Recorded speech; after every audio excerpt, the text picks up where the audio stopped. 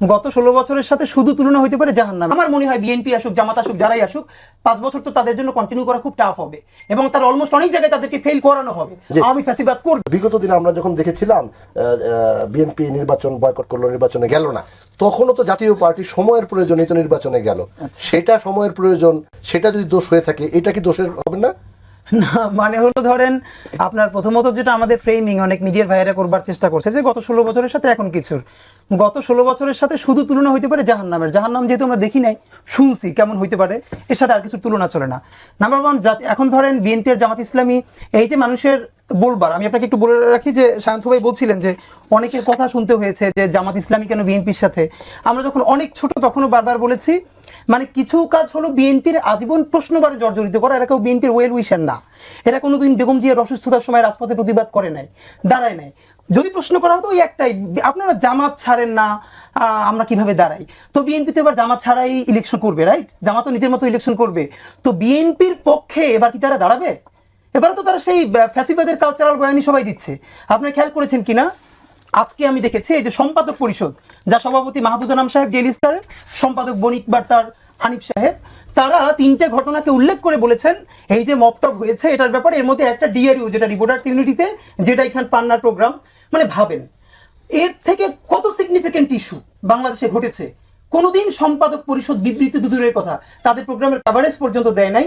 Jedi খান পান্না একটা programme দেখেছে, সে নিজে সেখানে যায় নাই, সে তখন সুপ্রিম কোর্টে বসে মোবাইল চালাইতেছে, ঘটনা দেখতেছে। এবং এইটাকে মিডিয়া যেভাবে দাঁড় করালো পুরো দেশের সামনে, মানে 15 জন 20 জন ছেলে মেয়ে কোথাও দাঁড়িয়ে চিৎকার চেঁচামেচি করছে, সেইটাকে মূলধারায় এনে প্রশ্ন করা হচ্ছে কি পুরো মুক্তিযুদ্ধের বিরুদ্ধে দাঁড়িয়েছে। এই যে ফজলু সাহেব, অপরাপর অন্যরা সবাই, তাদেরকে কি মানুষ মুক্তিযোদ্ধা হিসেবে গালিগালাজ করে, নাকি তাদের এই চরিত্রের জন্য, মুজিববাদী চরিত্র? সে পুরো দস্তুর ছিল মুজিব বাহিনীর লোক, করেছে তখন মুক্তিযুদ্ধের বিরুদ্ধে কাজ, এরপরে করেছে রক্ষী বাহিনী, এসে বিএনপির উপরে পরে ভর করেছে। বিএনপিকে তো আমি স্যালিউট করি যে পুরো জেনারেশনকে সম্মান জানিয়ে অন্তত 3 মাসের জন্য তাকে শুধরানোর সুযোগ দিয়েছে, এবং সে না শুধরালে আমার ধারণা বিএনপি আরো বড় অবস্থা নিবে। এবং এই যে আমরা সবাই এটার ব্যাপারে অবস্থা নিয়েছিলাম, এটুকুন যে অনার করতে পারলো বিএনপি, আমরা বিএনপির কাছ থেকে তো এটুকুন চাই। প্রশ্ন হলো তাহলে জামাত আর বিএনপি একসাথে ইলেকশন করবে কিনা? প্রথম কথা হলো কেন করবে? বরং এটা কি এই জন্যই যে দেখানোর জন্য যে এখন একটা বিরোধী দলও লাগবে, এই জন্যই কি জামাত করবে? না, আমি বরং আপনারা বলতে পারি, বাংলাদেশের ভাই যেটা অ্যাড্রেস করছিল, অনেকগুলো ইসলামপন্থী দলও তো আছে। সকল ইসলামপন্থী দল কি জামাতের সাথে যাবে? অফকোর্স নট, যাবে না। তাহলে অনেক ইসলামপন্থী দল বিএনপির সাথে যাবে, অনেকে জামাতের সাথে যাবে। আমি বরং সিগনিফিকেন্ট যেটা দেখতে পাই, বিএনপি আর জামাতের জোটের বাইরে, আপনি এবার লিখে রাখেন, হয়তো এরা প্রচুর আসন পাবে না, ভোট পাবে না, কিন্তু তৃতীয় একটা গ্রুপ যারা অনেক জায়গায় স্বতন্ত্র নির্বাচন করবে, অথবা ছোট ছোট মোর্চা করে তারা একটা ভিন্ন দাঁড়াবে, পরবর্তী পলিটিক্সে এরা ভীষণ ইম্প্যাক্টফুল হয়ে উঠবে।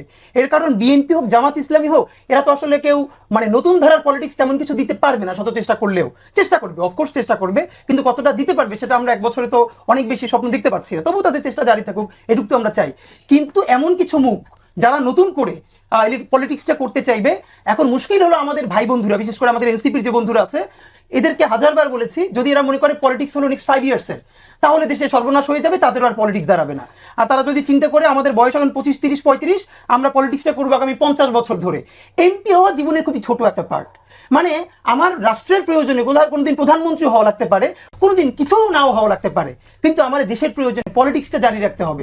আমার মনে হয় বিএনপি আসুক, জামাত আসুক, যারাই আসুক, 5 বছর তো তাদের জন্য কন্টিনিউ করা খুব টাফ হবে এবং তার অলমোস্ট অনেক জায়গায় তাদেরকে ফেল করানো হবে। আমি ফ্যাসিবাদ করবে।